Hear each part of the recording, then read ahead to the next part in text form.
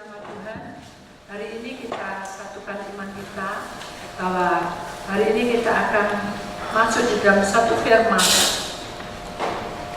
Bagaimana Roh Allah itu bekerja di saat kuasa iblis itu akan menguasai kita.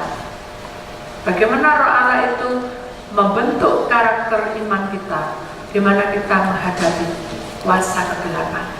Mari saudara, kita akan perhatikan gambar di samping ini. Kita akan perhatikan juga bagaimana pola kehidupan kita di dalam dunia ini. Tidak ada satu orang pun yang bisa mengerti hari-hari kita. Tidak ada.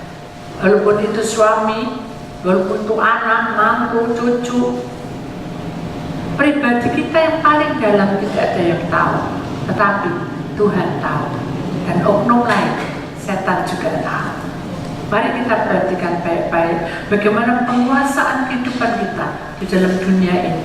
Kita akan gambarkan di sini, saudara. Dunia yang gelap. Dan di sini mungkin kita ada di tempat ini, atau mungkin kita ada di sini, juga bisa ada di atas. Ini penggambaran aja bahwa setiap pola manusia, saudara, banyak hal yang terjadi. Tetapi kita sadar bahwa perjalanan kita, proses hidup kita ke depan, banyak hal yang harus kita pelajari. Di mana kita hidup di dalam suatu lingkungan yang gelap. Dunia ini, saudara, sudah gelap. Karena apa? Tanda-tandanya ada banyak pengacauan, ada banyak masalah, ada banyak orang-orang yang depresi, ada banyak orang-orang yang melarikan diri dari kenyataan hidup, yang pinginnya bahagia, tapi kenyataannya malah membuat kehancuran bagi kehidupannya. Kita tahu bahwa proses tidak mudah. Seperti dalam satu dan berkata, "Nuhutiki tuapa mitisel." Dan berkata bahwa jalanilah hidup ini apa adanya, walaupun jalan yang kamu jalani itu sempit. Dan mungkin kamu tidak akan bisa mengerti bagaimana kamu mengerti ke depannya, bagaimana kamu harus berjalan ke arah mana dan berhenti sampai di mana. Tuhan tetap berkata, "Mengandalkan dan kenali aku lebih dekat." Cara hidup yang seperti ini, saudara, tidak semudah yang kita ngomongin. Mungkin buat saya secara pribadi jalani dan mengalir itu enggak semudah kita ngomong. Kenapa? Buktinya apa? Kalau kita pada saat kita itu sudah tidak melanggar dan tidak kasarannya, kalau orang bilang saya itu patuh dengan orang tua, atau boleh dikatakan saya bekerja dengan puluhan tahun, tapi apa yang saya dapat? Justru fitnaan, ya, cacian, dan membuat kita sakit hati adalah kecewa dan hati. Nah, ini adalah suatu proses di mana lingkup kita, saudara, semua manusia tidak bisa mengerti bagaimana hati kita yang sesungguhnya, tetapi Tuhan melihat, iblis melihat. Kita lihat gambar ini seperti perempuan yang sedang berjalan dan jalannya sangat sempit, kiri kanan jurang. Itulah kita. Mengapa digambarkan seperti perempuan? Karena perempuan itu biasanya lemah gemulai.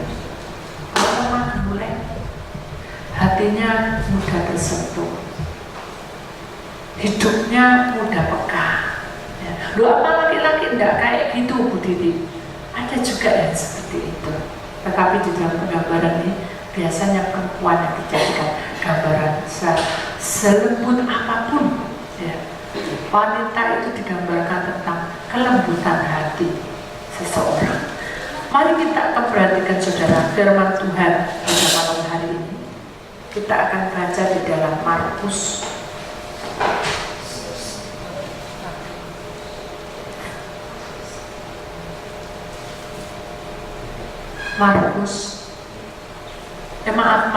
Matius pasal 8 ayat 31.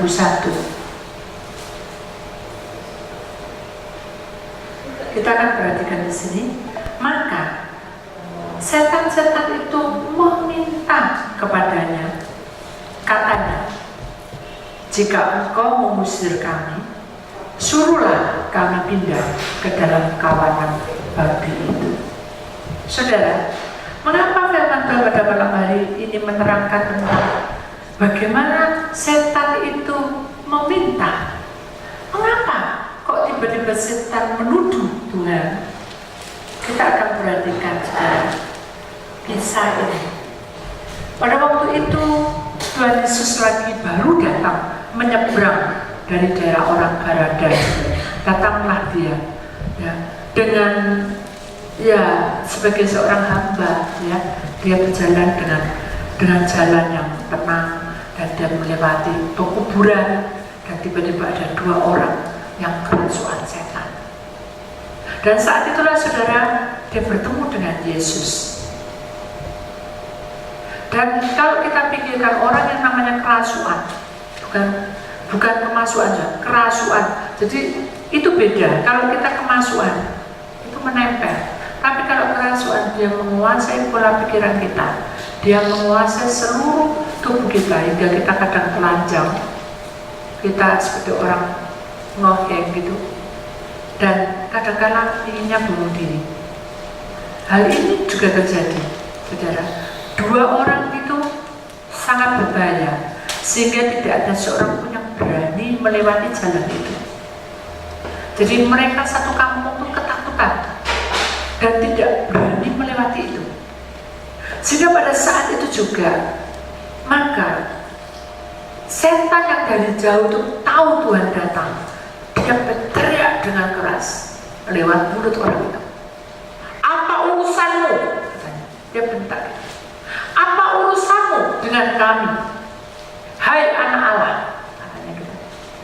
Dan dia berkata lagi, adakah engkau kemari untuk menyiksa kami? Padahal kan belum waktunya. Itu saja. Jadi sebetulnya iblis itu tahu bahwa suatu saat dia akan dihukum. Suatu saat dia pasti masuk neraka. Iblis tahu. Makanya dia bilang ketika bertemu dengan kebenaran, ya Tuhan itu kan kebenaran, jalan kebenaran dan hidup. Dia langsung berteriak, apa urusanmu? Mengapa kamu berjumpa aku hari ini? Kasarannya gitu ya. Kan ini belum waktunya kamu menghukum aku. Mengapa kamu ada di sini? Tapi kalau kita lihat kisah selanjutnya, Tuhan tidak berkata-kata. Dia tidak berkomunikasi dengan setan. Nah, dari pelajaran ini, mari kita menyadari bahwa hidup kita di dunia itu juga seringkali iblis itu ketika kita masuk dalam kebenaran, iblis itu sudah menyapa kita lebih dulu. Apa urusanmu? Hingga kamu ikut campur dalam pekerjaanku. Jadi saudara, saya katakan di sini, setan, ya, itu masuk di dalam berbagai hal, dalam keluarga, pekerjaan, dan pribadi. Sekarang kita perhatikan saudara, kalau kita masuk aja ke keluarga dulu, tidak di pekerjaan. Ya. Kalau setan itu sudah masuk di dalam keluarga, saudara, di dalam rumah tangga hidup kita, ada kedamaian? Halo? Ada kedamaian? Tidak ada. Jadi begitu kita sudah masuk rumah, posisi kita sudah lain. Mungkin kita di luar bisa ketawa-ketawa ya, tapi begitu kita masuk rumah, kita sudah muka kita sudah beda, sudah tidak bisa senyum, isinya cuma ada amarah. Nah, itu setan menguasai kehidupan kita, keluarga kita. Di mana di dalam rumah tangga ini, saudara?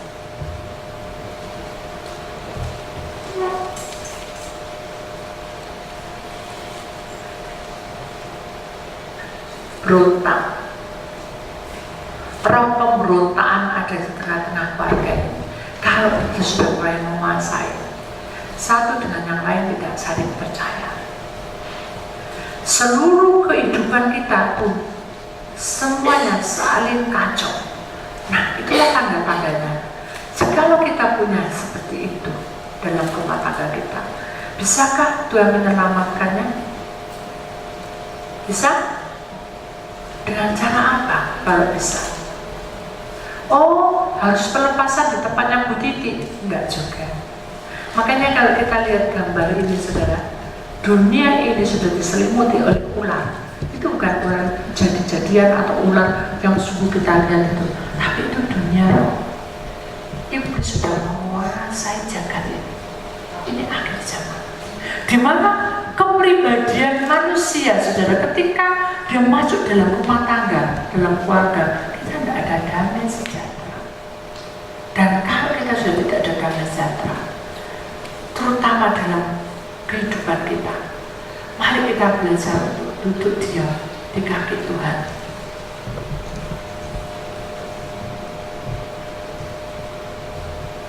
Ini langkah pertama. Tidak ada jalan lain. Ketika kita duduk diam di kaki Tuhan, saudara, proses ini masih panjang karena ular itu sudah menguasai. Jadi kita tidak perlu tanya ketika, maaf ya, ini kan ada sesuatu kejadian, kesaksian. Kalau kita sebagai istri, suami istri, ada suatu pertengkaran, kita nggak boleh mengolok kata-kata yang tidak benar. Dan pada waktu itu dia di dalam satu mobil dengan istrinya, karena istrinya itu maaf, karena cerewet dia, cerewet dari A, B, C, D, Z, terus diulang lagi masalah dari A, B, C, Z. Akhirnya si suami ini tadi jengkel, dia berkata, setan kamu. Lah begitu bilang gitu, langsung saudara, pintu mobil dibuka dan dia melompat. Nah, hal ini tidak bisa terjadi dalam hidup kita. Ini suatu pelajaran bahwa kalau kita, posisi kita dalam rumah tangga kita ada pemberontak seperti ini, kita tidak boleh berkata apapun dengan perkataan itu. Sama seperti kita bicara dengan iblis. Iblis tidak usah diajak bicara.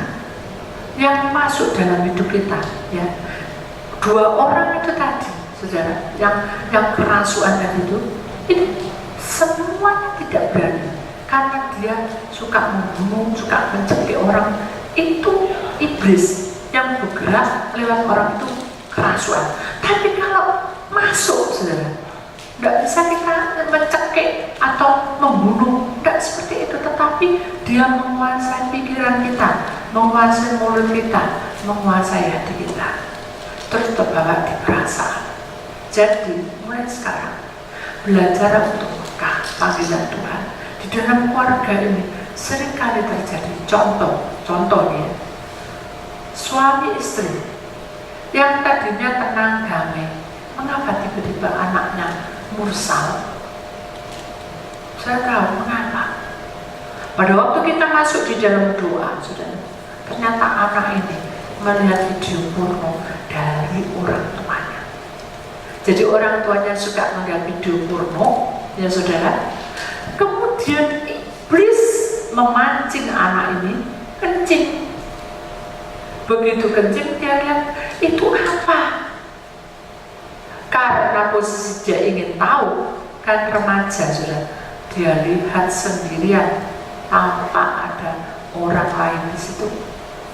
Begitu dia lihat video porno itu, apa yang terjadi di otak ini? Iblis transfer, saudara. Dia menguasai pikiran anak ini sehingga semuanya kacau semuanya. Ketika iblis masuk dan dia menerima, saudara, transfernya, bagaimana Bu bisa tahu? Karakter. Biasanya anak ini bangun pagi dan rajin untuk berdoa. Satu, kedua, dia selalu buka buku pelajarannya, kemudian dia tutup, dia cium pamannya, kemudian keluar lari. Mama, aku berangkat sekolah. Ini enggak. Ketika dia sudah melihat video porno itu dan dia mulai berhalusinasi, oh ini gini, itu sudah iblis yang menguasainya. Seperti ularnya itu menguasai seluruh hidup kita. Itu menguasai seluruh bumi ini. Sehingga apa yang terjadi? Banyak kekacauan di bumi ini. Sama ketika anak ini dikuasai, saudara, banyak kekacauan. Enggak mau berdoa, lupa alasannya. Dia buka buku aja, kenapa kamu katanya terlambat? Ada aja alasannya. Kemudian ketika dia mau cium papa mamanya, dia cuma bilang, wes ya aku pergi. Jadi tidak ada aturan semua. Perubahan ini sangat kuat kalau kita peka. Makanya kita sebagai orang tua, saudara,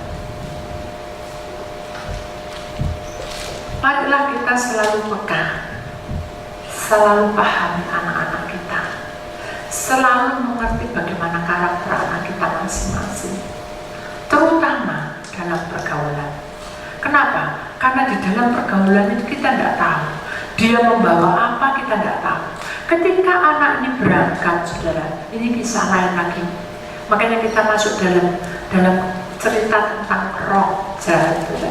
Ketika anak ini biasanya dia pergi pulang malam jam 11 karena dia harus ada pelajaran tambahan.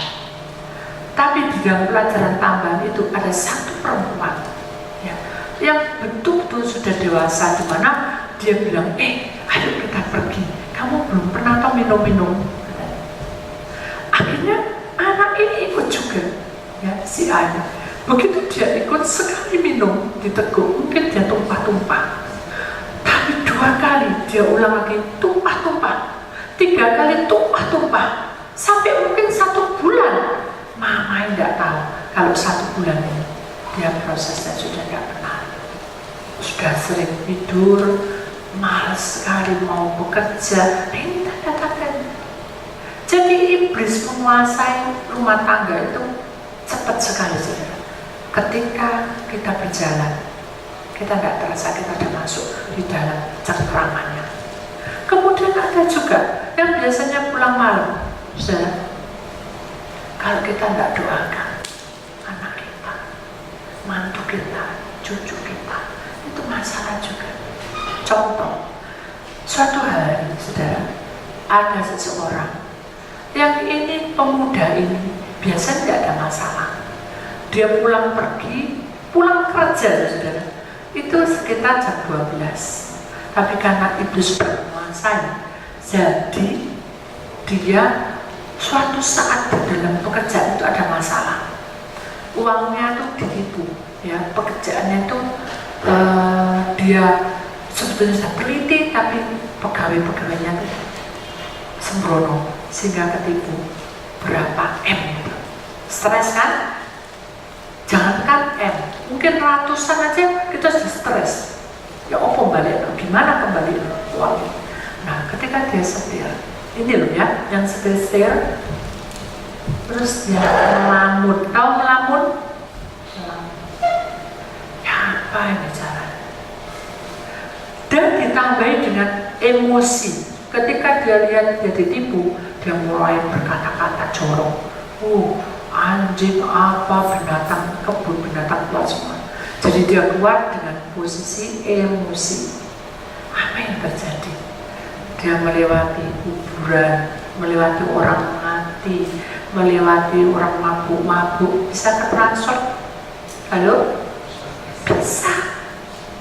Jadi setan itu di mana-mana. Ketika kita itu nggak sadar, kita marah dan sambil setir melewati orang mati itu ada perdukunannya, paku di dalamnya, terus ada kain putih, ya, ada sikap, ada ilmu. Mungkin dia itu memang orang apa, mungkin dia punya pegangan-pegangan. Rangsel ya, masuk sudah ke dalam tubuh kita.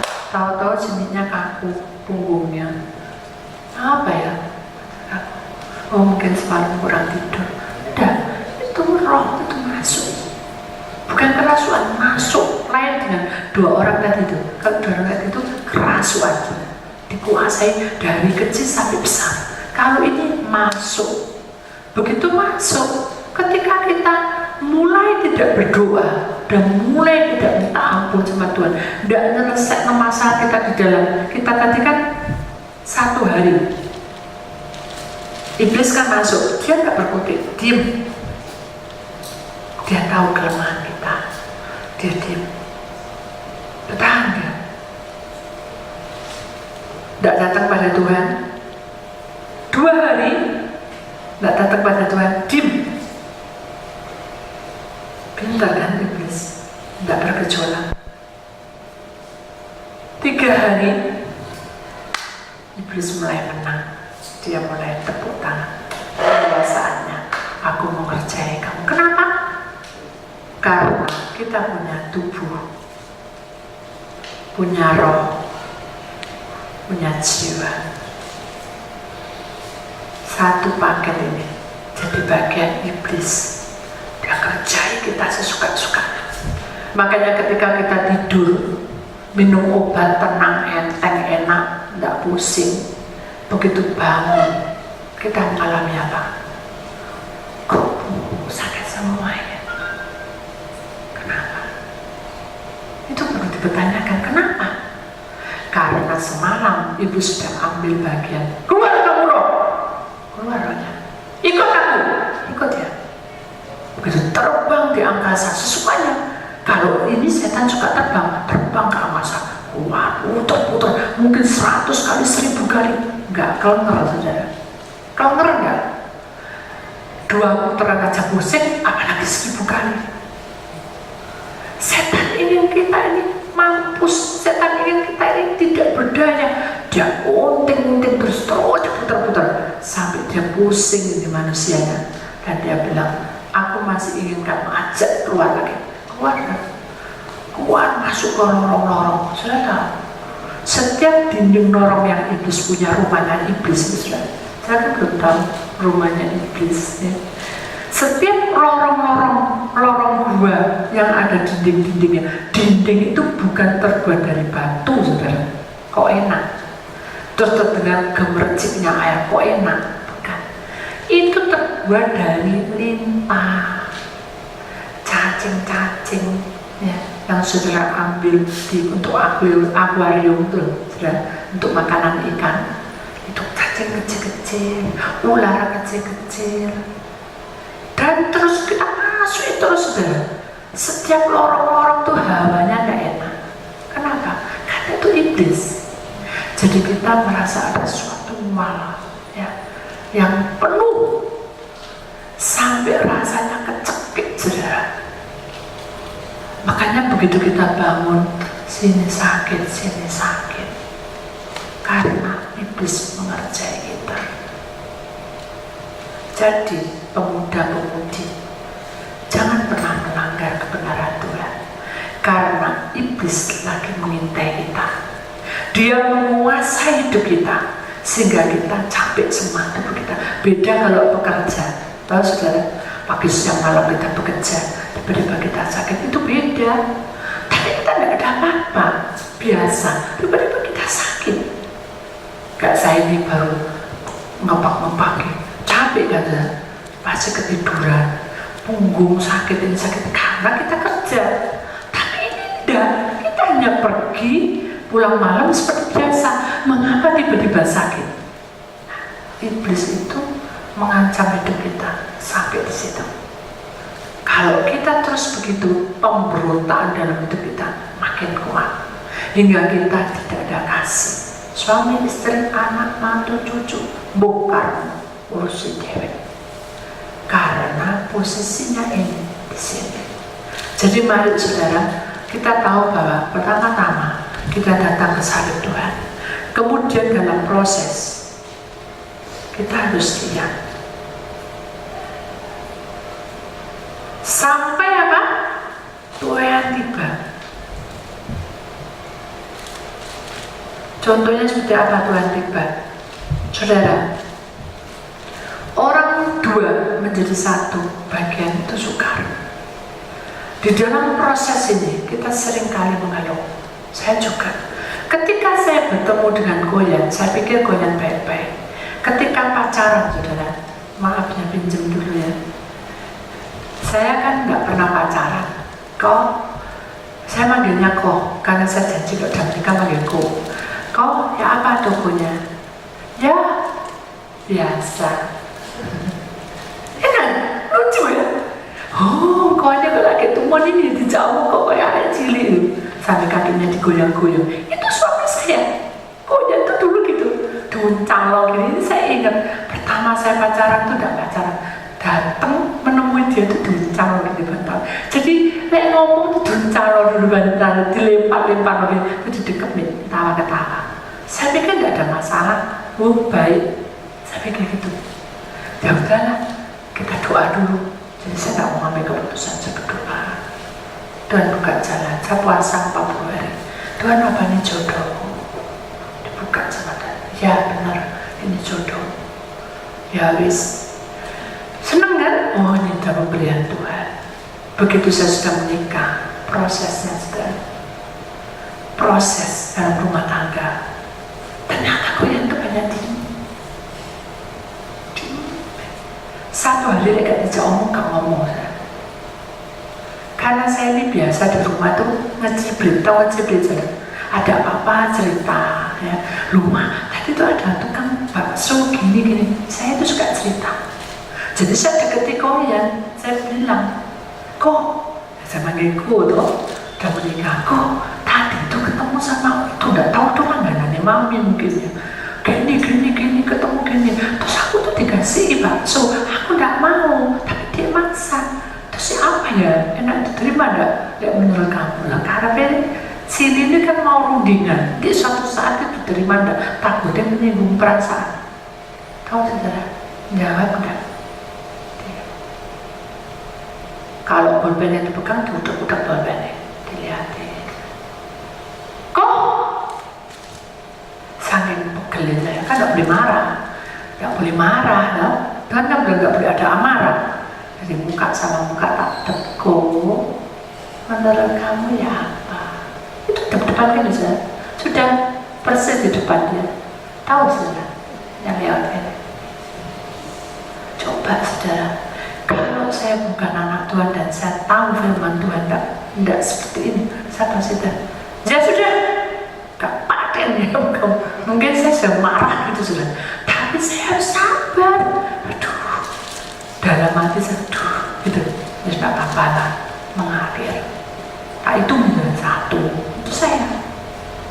Dan terus saya diam, saya sapu-sapu bersih, itu sore. Jadi pagi itu tidak ada jawaban, sore tidak ada jawaban, tidak diem, tak kasih makan ya biasa. Nyapa. Hei, aduk.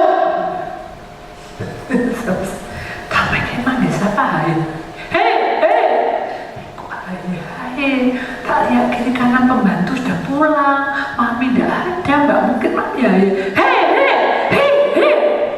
Saya pikir ada apa? Terus saya nengok gini, ya ampun ternyata saya. Hei, kamu tuh ya apa tuh?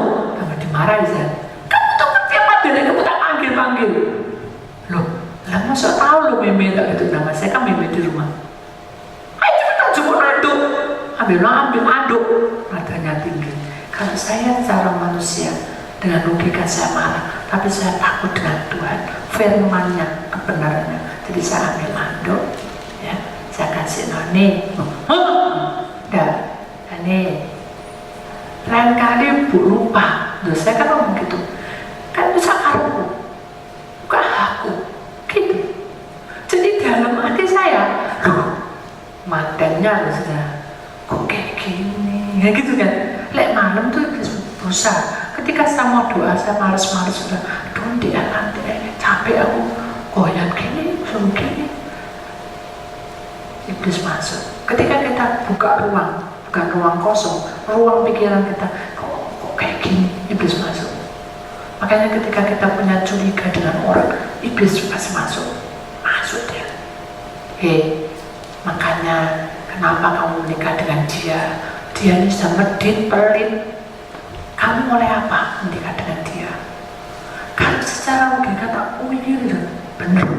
Tapi begitu saya ingat firman Tuhan yang sudah disatukan tidak bisa dipisahkan, saya mulai, saya buang, dalam nama Tuhan. Saya tidak ngomong sama setan, tapi saya, dalam nama Tuhan, saya percaya Tuhan punya kuasa.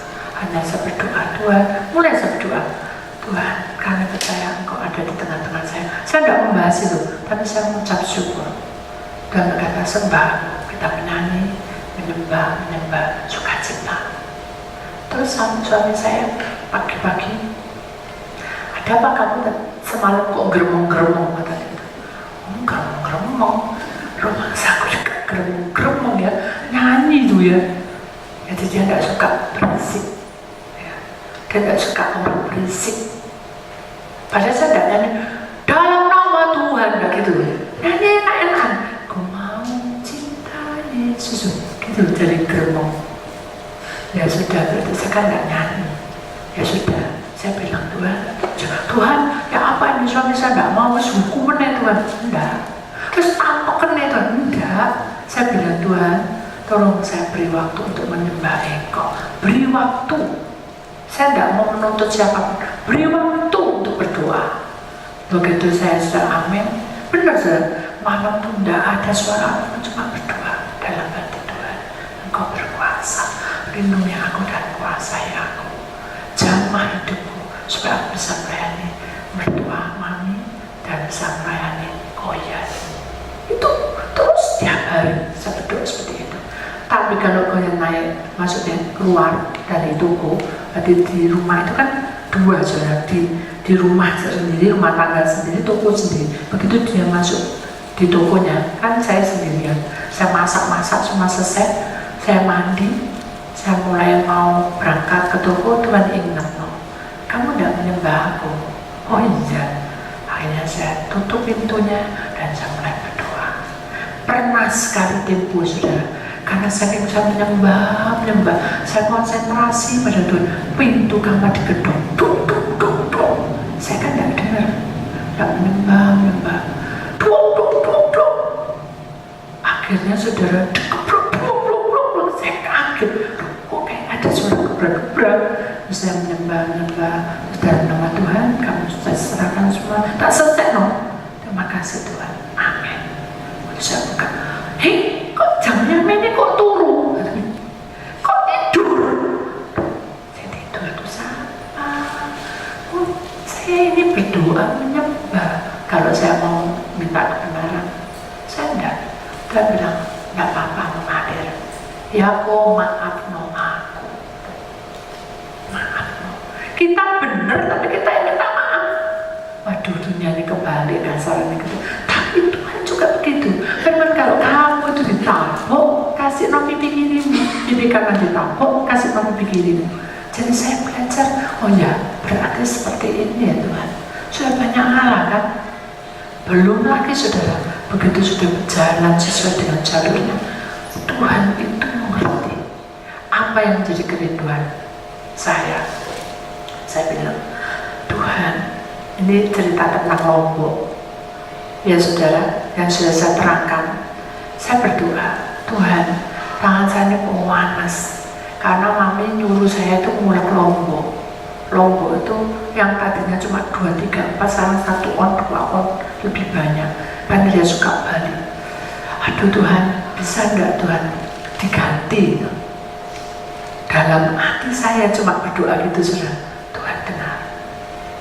Terus saya ngomong, Mi, ya apa ya Mi? Kalau itu di blender, lah karepmu. Aku gak seneng, enak dulek. Kata Tuhan kasih pengertian sudah mengalir aja.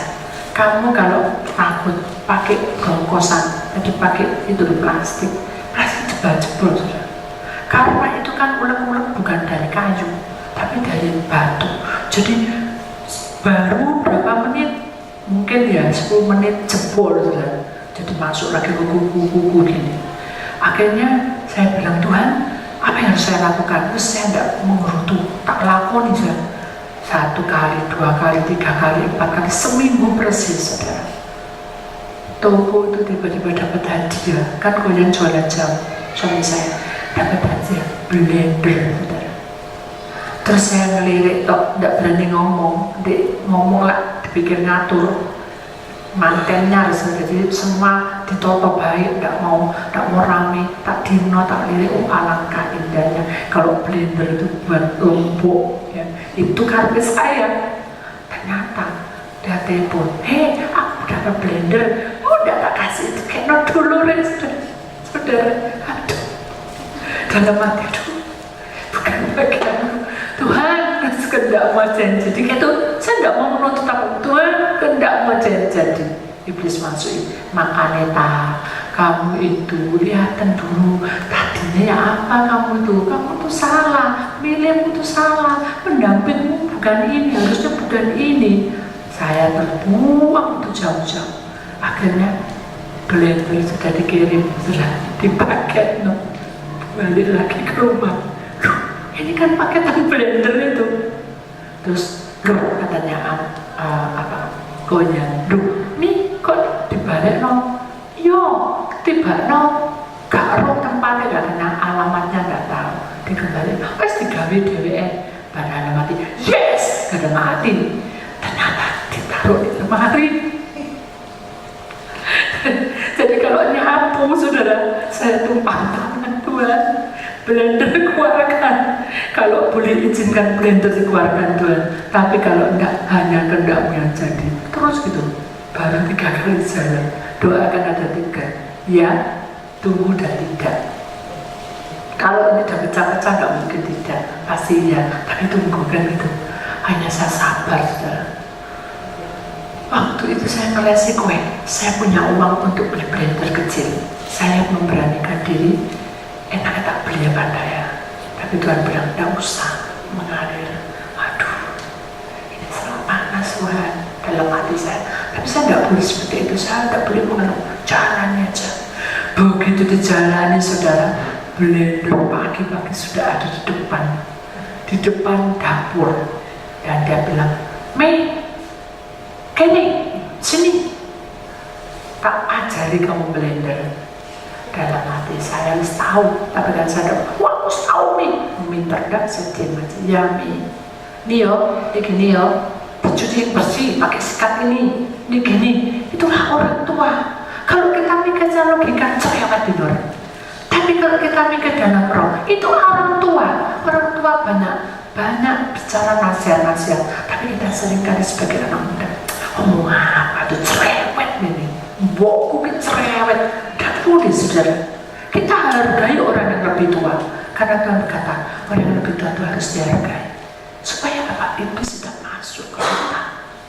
Selama kita memiliki Tuhan, maka di dalam rumah tangga prosesnya akan menjadi indah di pemandangan Tuhan. Amin.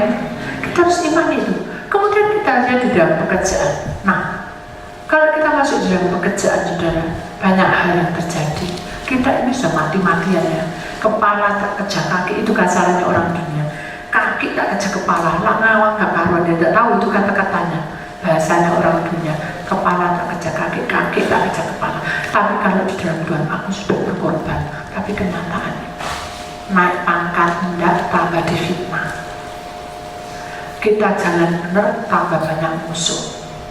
Yus, mesti salah, aku salah. Nah, itulah iblis menguasai pola hidup kita. Jangan pernah kita arah ke sana. Mari kita belajar seturut dengan kehendak Tuhan. Mungkin di dalam pekerjaan kita sepi. Saudara harus berjuang, berdoa bergumul, Tuhan, apa yang kau mau? Kalau kau kehendaki semuanya, Tuhan kehendak aja yang jadi. Supaya ular ini tidak menguasai kita. Ketika kita bekerja, melakukan yang terbaik, tapi masih disalahkan, itulah jalan salib. Jadi saudara, langkah yang kedua,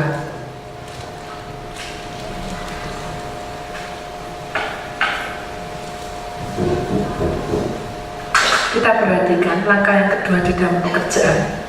Pertama-tama, kita harus tahu kehidupan kita, hati kita harus rendah hati.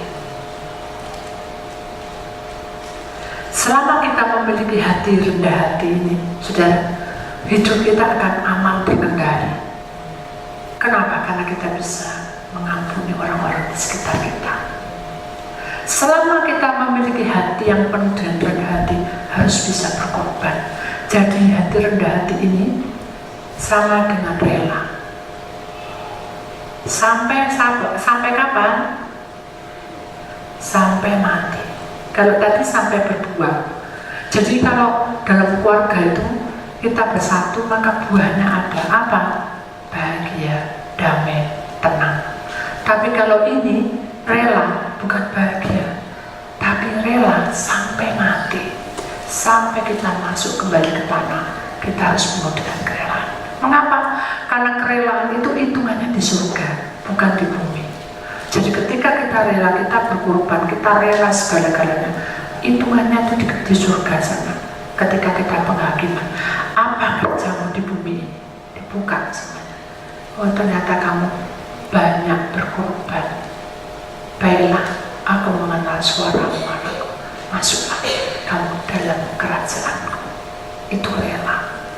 Jadi orang yang berkorban itu mungkin di dunia tidak ada artinya, kita jadi geser. Selama kita bekerja kita tidak dihargai, tapi kita kencang. Ingat, sampai mati. Kenapa? Karena Tuhan menghitung hari-harimu, dari jerih payahmu, dari tetesan air matamu, dari tetesan keringatmu. Tuhan perhatikan. Jadi saudara, mulai hari ini, saudara yang menjadi pekerja-pekerja, jangan capek bekerja di dalam ladangnya. Kalau saya jangan capek bekerja di ladang Tuhan, tapi kalau saudara jangan capek bekerja di dalam ladang hidupnya, di mana saudara sudah ditanam di situ dan sudah bekerja di situ sampai titik penghabisan saudara. Itu yang harus dipegang. Nah, kalau gimana kalau Bu Titi, kalau saya itu di tengah jalan saya tidak kuat, tidak mungkin. Karena percobaan yang kamu alami tidak akan lebih dari kemampuan. Jadi saudara harus imani bahwa apapun yang kita alami, mungkin buat kita susah, tapi buat Tuhan inilah jalan salib itu. Seperti perempuan tadi yang berjalan menuju jalan yang sempit, itulah kita. Jadi saudara harus berani berperang. Saudara harus kuat untuk menghadapi tantangan ini, supaya ke depan kita punya masa depan bersama Tuhan. Kalau selama kita mengiring Dia, Tuhan tidak pernah lalai dan Dia tidak pernah tidur. Kita harus tahu bahwa kerendahan hati itu menjadi pedoman buat hidup kita. Ada satu kesaksian saudara, itu juga dunia roh. Suatu ketika ada seorang bapak ya, yang sudah ditinggal istrinya sudah berpuluh-puluh tahun. Suatu ketika dia bekerja di suatu perusahaan yang gudangnya besar sekali dan kiri kanan itu kosong ya. Nanti kalau pada saatnya hari-hari tertentu, mungkin hari raya, mungkin hari apa, saya juga lupa, itu penuh dengan barang. Dan pada waktu itu dia nganggur. Orang kalau nganggur saudara, tahu nganggur, tidak ada kegiatan apa-apa, iblis cepat-cepat masuk. Kalau kita mulai melamun, ya, melamun atau mulai pikiran yang tidak ada. Nah, bapak ini mulai melamun seorang diri. Nasibku kok kayak gini ya. Apakah aku ini kena kutuk? Saudara, apa mungkin juga aku ini punya salah? Nah, kalau kita sudah melamun ke arah situ, iblis mulai masuk. Kembali kita ke memori yang lama. Tahu memori kisah yang lama. Oh ya betul, nasib memang orang tuaku memang tidak benar. Nah, begitu kita masuk saudara ke masa yang lalu yang sebetulnya tidak ke sana arah kita, iblis kerjai kita lewat otak kita, terus didoktrin. Orang tuamu tidak benar, makanya kamu kayak gini. Orang tuamu tidak jujur, makanya begini. Orang tuamu begini, terus didoktrin. Terus sampai kita tidur bangun, kamu meringat goblos mimpi dikejar orang gila. Itu awal mulanya kita mimpi-mimpi buruk. Saya pernah mimpi buruk, nah itu pasti ada yang tidak benar. Ketika kita menjadi anak Tuhan, tidak akan pernah mimpi buruk. Itu sudah janji Tuhan. Ketika kamu pejamkan mata, aku ada di samping. Jadi saudara kalau sudah mimpi-mimpi buruk, sering saudara mimpi-mimpi buruk, itu perlu dipertanyakan. Pasti ada kuasa yang tidak pernah menempel di tubuh kita. Jadi pada saat dia mimpi itu saudara, akhirnya dia depresi. Saking depresinya, dia menyenangkan hatinya lewat halusinasi. Dia memikirkan, coba kalau istriku ada. Nah, ini mulia dibawa lagi, friend. Dia membawa aku kopi. Dia menyediakan aku makanan.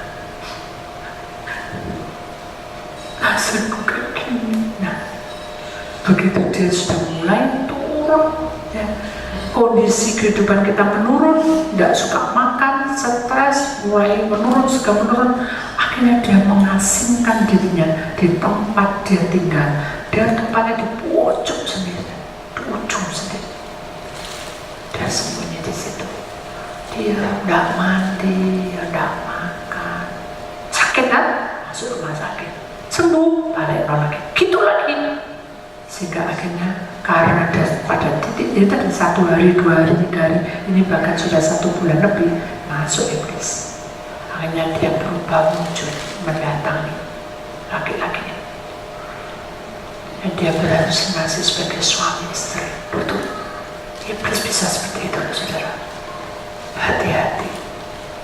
Sampai akhirnya dia betul-betul kesedot. Kalau kita itu sudah masuk dalam lingkupnya iblis, iblis itu mengambil seperti limbah. Sumber pula dihabiskan semua darah kita, mati akhirnya. Ya kalau mati cukup mati suri, mati ndak, hidup ndak. Jadi semuanya serba gentayangan. Bukan untuk setan, tapi hidup kita ini sudah tidak tenang. Jangan pernah kita kesana. Mulai sekarang hiduplah benar, walaupun kamu seorang pemuda yang gagah, jangan bobrok pikiran. Walaupun kamu seorang gadis yang bagaimana, jangan bobrok pikiran. Karena itu yang menuntun kita menuju bukan kekekalan, tapi iblis yang menangkap kita hingga kita tidak bisa berbuat apa-apa. Mari kita baca Tuhan. Masa lalu sudah aku buang, putus. Malam ini kita minta, putuskan. Apapun pelanggaran Tuhan tahu. Mata Tuhan melihat apa yang kita buat, baik yang baik, baik yang jahat. Oleh sebab itulah jangan berbuat jahat. Kenapa? Tuhan melihat. Jadi mari kita belajar untuk mengerti bahwa Tuhan itu mengerti keadaan kita. Kemudian pribadi. Nah, kalau kita belajar pribadi, saudara, pasti lain lagi persoalannya. Di mana pribadi kita ini tidak ada orang yang tahu, tetapi iblis tahu. Jadi iblis sudah langsung pegang alih di sini, ya, dan dia mulai bekerja. Kalau kita punya pikiran yang selalu dendam, itu akan terjadi dendam. Kalau kita selalu ada amarah, itu akan terjadi amarah. Dia menguasai pribadi kita tuh sampai pada titik jenuh, di mana sudah mengalami keputusasaan. Itulah iblis. Dia ingin pribadi kita tuh menjadi haknya. Ada satu kesaksian, saudara, sebelum saya ganti gambar ini. Ada satu kesaksian, saudara, seorang wanita. Dia itu sudah berkeluarga, kemudian cerai sampai 3 kali. Ya, sudah cantik sudah orangnya. Pokoknya lemah, gemulai, orang tidak mengira bahwa dia sudah menikah. Akhirnya dia konseling dengan saya dan dia bilang, Bu, ya apa caranya saya mengalami hidup bahagia dan menemukan suami yang baik-baik? Saya tanya, kita doa dulu ya, berdoa. Saya tanya, mengapa kamu sampai beberapa kali? Udah kaget, kok bisa? Saya bilang, kalau kita berdoa, kita tuh kayak komputer, dibuka semua riwayat hidupnya. Sekarang mengapa kamu? Apa yang kamu cari? Dan belum dijawab, Tuhan bilang, apa yang kamu cari? Dia bilang apa? Saya ingin bahagia. Baiklah, maka kamu siap mendengar suara Tuhan. Ya, siap. Tak puasa 3 hari. Setelah 3 hari Tuhan kuat. Kenapa kamu pakai susu? Kenapa? Kenapa kamu memakai kepuasanmu sendiri lewat di atas ranjang? Dia kaget, dia nangis. Karena aku dari kecil tidak dikasih sayang orang tua. Tapi kamu tidak boleh melampiaskan perkara itu ke tempat itu. Itu berdosa. Sekarang yang pertama-tama yang kamu harus selesaikan, hatimu, pribadimu. Mau kamu mendengar suara Tuhan? Ya, aku mau. Kalau kamu mau, buang perkara itu dan ikutlah Tuhan. Tuhan mau seperti itu. Ya, aku mau. Begitu jalan, saudara, ternyata ada pelanggaran lagi. Di mana dia sudah dibuang susunya, saudara, dia pergi ke paranormal. lihat tanganmu. Dia lihat, waduh, kalau lihat garis ini kamu sebentar lagi mati. Bingung dia, kenapa matinya? Kena penyakit apa? Dilihat lagi, waduh, tidak bisa dibaca. Stres enggak? Bingung dia. Yang hari ini saya ngembang besar di luar negeri, jadi terus sampai 1000 kali pun saya tidak akan angkat. Terus saya kasihan, saya SMS, siapa ini? Jadi dia bilang, saya itu yang perempuan pakai susuk. Baru saya ingat, oh ya. Saya tanya lagi, nanti aja, kenapa?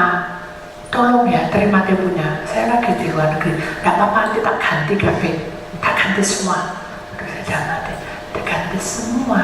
Bukan tuh saya hitung-hitungan, oh iya, enggak, diganti semua. Mana cukup lewat udara. Kita harus komunikasi bertatap muka gitu. Nanti aja, nggak bisa hari ini saya harus bilang sama kamu, karena hari ini aku bilang aku akan mati. Saya pikir kan dia mau bunuh diri. Saya kan bingung kok mati. Ternyata dia cerita di ramal bahwa dia itu akan mati, nggak akan lama. Terus saya bilang puasa 40 hari.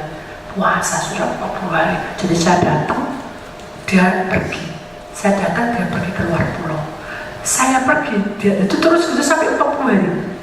Terus saya itu persis 40 hari dia datang ke tempat saya.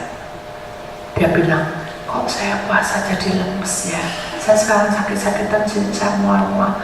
Kenapa? Asam lambungmu naik. Saya bilang gitu. Oh, terus ya apa enaknya obatnya apa? Saya tidak perlu puasa. Sudah, sekarang berdoa, tanya sama Tuhan. Begitu berdoa, dibuka sudah seperti firman Tuhan. Iblis menguasai dia, sehingga dia mencengkram. Dia tidak bisa mati kan, tapi dia gerogoti. Lewat apa? Dia punya miung di dalam rahimnya, ya. Dia punya miung hancur, itu diangkat rahimnya, dioperasi berulang-ulang. Anak ini, orang ini tidak mati sudah. Sampai ditentukan tanggalnya, jamnya, tetap dia hidup. Tapi ketika dia masuk dalam kehidupan ini, dia bilang, aku ini dari mukanya sudah bukan cantik lagi, tua, sudah pasti kaget. Dari yang cantik muda belia, sekarang kempot, terus ini ceglong, dan jalannya agak geblek. Saya bilang, kamu jangan khawatir ya, serahkan semua pada Tuhan, hidup mati di tangan Tuhan. Iya, saya percaya. Apakah kita menunggu seperti itu, saudara? Sampai kita hancur, baru kita sadar bertobat. Jangan pernah seperti itu. Mari kita belajar untuk memahami hidup kita itu. Betul-betul kita takut bahwa iblis yang mengintai itu. Kita harus mengalahkan iblis dengan kuasa Tuhan, supaya perjalanan hidup kita itu sesuai dengan rencana Tuhan. Kita lihat slide selanjutnya. Kita lihat di dalam Markus 6:13. Dan mereka mengusir banyak setan dan mengoles banyak orang sakit dengan minyak dan menyembuhkan mereka. Jadi saudara, ayat ini menggambarkan tentang bagaimana kuasa Tuhan bekerja. Mengoleskan minyak itu bukan hanya minyak urapan, tetapi urapan Tuhan yang turun dari surga untuk saudara semua. Jadi Allah Bapa di surga mengurapi kita lewat pengurapan. Lewat apa? Lewat kita berdoa, menyerahkan hidup kita, kita merasakan kehadirannya. Itu adalah urapan, olesan yang sempurna. Kalau minyak urapan yang sudah terima dari KKR dari saya, itu hanya minyak pelantara. Tapi kalau ini dikatakan dalam dunia, itu ada roh kudus, roh kuasa kemuliaan, itu menyertai kita. Jadi saudara, manusia yang di dalam Tuhan itu memiliki roh kudus, memiliki malaikat, memiliki tubuh kemuliaan dari Tuhan. Kalau kita sudah tiga-tiganya kita miliki, saudara, tubuh kita ini akan menjadi aman, terkendali, di mana kita tidak bisa disantet. Hidup kita selalu berjaga-jaga kalau ditipu. Hidup kita akan senantiasa menyandarkan hidup kita kepada Tuhan, karena di sanalah Tuhan menuntun pribadi kita untuk lebih dekat, dan Dia bisa menunjukkan program hidup kita ke depan. Dulu, ketika saya sudah menikah beberapa puluh tahun, terus lahirlah Andreas. Saya tahu bahwa dia tidak suka anak kecil, gitu toh, ya. Dia tidak pernah gendong itu, ya. Tapi kalau saudara kembarnya digendong, jadi beda karakternya. Ada yang suka anak, ada yang tidak suka. Saya tidak pernah mengeluh, saya mengalir terus. Begitu dengan seiringnya waktu, saudara. Kalau saya tidak punya Roh Kudus, malaikat dan tubuh kemuliaan, saya sudah tidak akan tahan. Kenapa? Karena harus bergumul, hadapi ini, hadapi itu. Ya ini suami. Ketika dia sakit tuh juga gitu, dah mau karpe dewek, aku tidak boleh makan ini, tetap melanggar ini, tidak boleh makan itu, tetap. Jadi proses dalam hidup saya itu melewati semua jalan. Cuma melentok. Tuhan, tolong saya kuat loh. Kalau tanpa Engkau saya tidak kuat. Tapi Tuhan berkata apa? Percobaan yang kamu alami tidak akan lebih dari kemampuan. Aduh, ini sudah mentok Tuhan. Tuh capek rasanya. Kalau dia tidur saya nangis. Kenapa? Karena dia tidur separuh badan, kaki ini bawah, badannya di tempat tidur. Itu terus selama melanggar, dia selalu mengalami itu. Dan tidak gitu sesek nafasnya. Itu saya alami. Saya hanya pegangan sama Tuhan. Kalau saya pergi ke dokter sebentar, mau beli naik apa? Ya kalau ada Andreas. Jadi saya hanya berpegang pada Tuhan. Kalau dia sesek, tak kasih punya urapan, tak doaku. Saya percaya Tuhan, Kau berserah. Aku berserah, Engkau pasti berikan yang terbaik. Tuhan buka semua. Disingkapmu ini loh. Kenapa kamu menikah dengan suami? Karena kamu belajar untuk menghadapi kenyataan. Semua orang nanti akan tahu bagaimana Tuhan berkarya lewat hidupmu. Oh, jadi saya tahu. Jadi kalau ada orang konseling, saya bilang cuma ketawa. Itu dulu saya. Kalau ada orang kecil, itu dulu saya. Dan semua yang kita alami hampir sama, cuma ceritanya beda. Bahwa kamu harus begini-begini. Tapi intinya, ini pekerjaan, keluarga, dan pribadi. Jadi semuanya itu sama sebenarnya problemnya. Cuma kita harus sadar bahwa Bapa di surga yang bertata di atas, Dia melihat dunia, melihat bukan wapi dunia, Dia lihat keadaan kita. Keadaan kita, Dia mau mendengar keluhan kita. Mari saudara, malam ini kita buka hati kita, minta Tuhan, ini keluhanku. Buka hati, dan ketika masuk dalam doa berpuasa, putuskan perkara yang tidak benar. Amin. Amin. Mari kita akan bagi berdiri. Kita buka hati kita.